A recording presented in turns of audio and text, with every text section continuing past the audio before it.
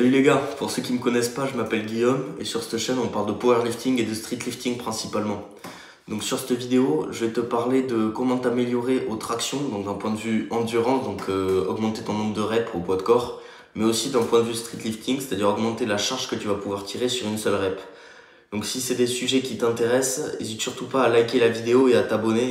Maintenant, cette vidéo, elle va se séquencer en deux parties distinctes. Donc la première, ça va être améliorer en fait sa technique, avoir une technique plus efficiente, plus pratique, qui réduit l'énergie nécessaire pour compléter la rep, etc. Et ton deuxième point, ça va être en fait comment programmer pour le streetlifting.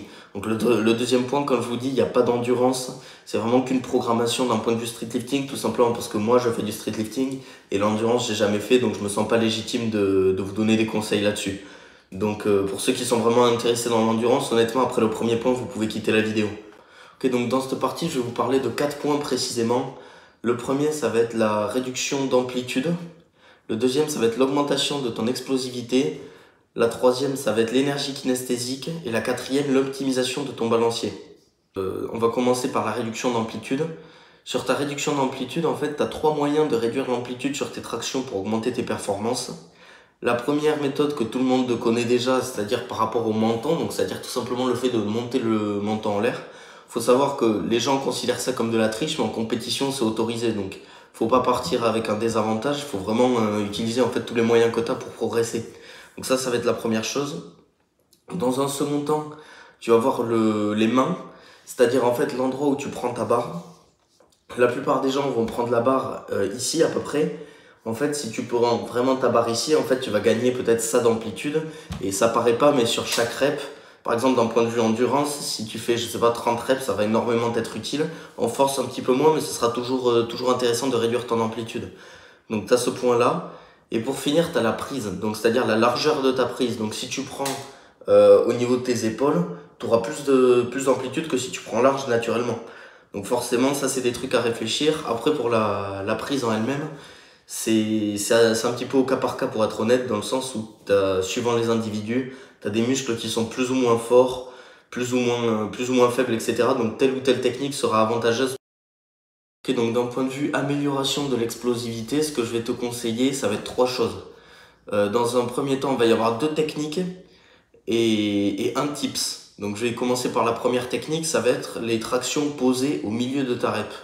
Au lieu de poser tout à fait en bas ou tout à fait en haut, ce que je vais te conseiller, c'est de poser au milieu, ce qui va te permettre en fait, si tu veux, de travailler ton explosivité au début, de tout stopper et de re-exploser à partir d'une position où tu n'as plus du tout d'élan. Donc ça c'est super intéressant vraiment pour travailler ton explosivité et ta force brute. Donc ça c'est vraiment vachement intéressant là-dessus. La deuxième technique que je vais te conseiller, c'est de faire des tractions avec des bandes, mais pas de la manière que tu penses en accrochant la bande à la barre, mais justement à l'opposé où en fait tu attaches la bande de manière à ce qu'elle te tire vers le sol.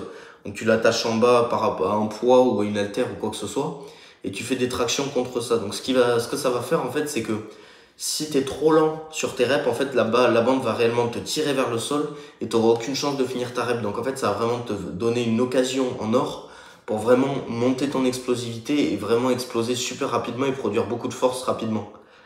Donc ça, c'est pour les 2 techniques. Et le tip que je vais te donner, c'est simple. En fait, c'est mettre une intention de vitesse. Et on n'y pense pas forcément, mais en fait, c'est vraiment sur toutes tes reps, vraiment avoir cette intention en fait où la barre tu la tires dans le sol. C'est même pas toi qui essaie d'aller chercher le menton au-dessus de la barre, c'est vraiment tu tires ta barre dans le sol. Vraiment aller super vite, super explosif, même quand tu es au poids de corps, même quand c'est des poids qui sont vraiment faciles pour toi. Vraiment en fait t'habituer à ce que toutes tes reps soient vraiment explosives de la même manière. Ok, donc maintenant on va parler d'énergie kinesthésique et d'optimisation du balancier. Donc pour l'énergie kinesthésique, c'est un terme assez technique pour au final parler du rebond. Si tu veux, quand tu as fait ta première rep, au lieu de redescendre, attendre et repartir, ce que tu fais en fait, c'est sans forcément tendre les coudes violemment, etc.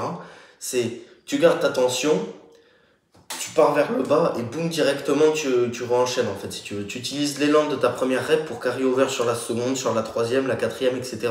Donc ça c'est un truc qui est super important en set and reps.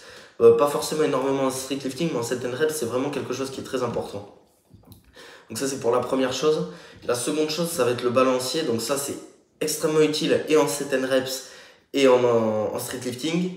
N'initie jamais ta rep quand tu as un balancier vers l'arrière. Au début de ta rep, si tu veux, tu as toujours ce balancier où en fait quand tu te mets en place, ton corps part vers l'avant. C'est à ce moment-là que tu tires, de manière à ce qu'en fait tu aies le balancier qui aille en arrière. Tu peux passer le menton avant que tu reprennes le balancier vers l'avant. Si tu inities ta rep alors que tu es en bas, que tu as le balancier vers l'arrière, en fait au moment où tu vas tirer, le balancier va te ramener vers l'avant et donc en fait tu vas perdre ta trajectoire et tu vas te retrouver sous la barre comme ça et tu n'auras vraiment aucune force en fait. Donc ça c'est super important à prendre en compte parce qu'honnêtement ça peut être la différence entre un PR et un non PR. Mais enfin, c'est vraiment super important à prendre en compte. Maintenant je vais te parler de comment programmer dans une optique street lifting. Donc c'est assez simple, si tu fais du powerlifting c'est exactement la même chose mais je rappelle quand même le concept. En fait tu vas avoir 3 blocs, 3 phases. Où en fait sur tes 3 blocs tu vas avoir un premier bloc d'hypertrophie qui consiste en fait à utiliser des variations du mouvement de compétition qui va vraiment focaliser sur les points musculaires, les points faibles musculaires que tu as toi personnellement. Donc imaginons que tu as un point faible au niveau des dorsaux, c'est plus intéressant peut-être de faire des tractions supination plutôt que des tractions pronation qui vont davantage travailler le haut de ton dos, les rhomboïdes, les trapèzes, etc.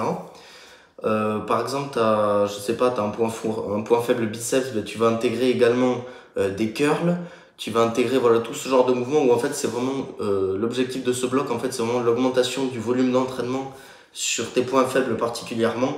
Et en fait pour vraiment t'habituer à tolérer un volume très élevé, comme ça quand tu passeras en bloc de force, tu vas un petit peu le diminuer et tes perfs vont monter. Et après, arriver en bloc de picking, tu vas carrément le diminuer et ton corps sera vraiment habitué à un gros volume. Et donc là, c'est vraiment à ce moment-là que tu vas pouvoir drop toute ta fatigue et performer le mieux au jour de ta compétition. Pour le bloc de force, c'est vraiment en fait, tu te rapproches des variations de compétition. Donc ça veut pas dire que tu fais que des mouvements de compétition, mais tu te rapproches vraiment de ces mouvements-là. Donc par exemple, si dans le premier bloc, je faisais des tractions supination, des tractions supination posées, tractions neutres, etc. Personnellement, moi, en bloc de compétition, je ferai que des tractions pronation, mais avec plusieurs variantes. Où en fait, je ferai peut-être des tractions dead stop en bas, des tractions posées au milieu, des tractions avec les bandes, mais toujours avec la même prise pour vraiment en fait travailler cette efficience technique avec cette prise-là. Et donc ça, je focaliserai vraiment en fait sur améliorer vraiment ma technique là-dessus, sur un bloc de force. Donc le bloc de force, faut savoir qu'il est censé durer entre 3 et 4 mois. Après, tout dépend de l'échéance de ta compétition, etc.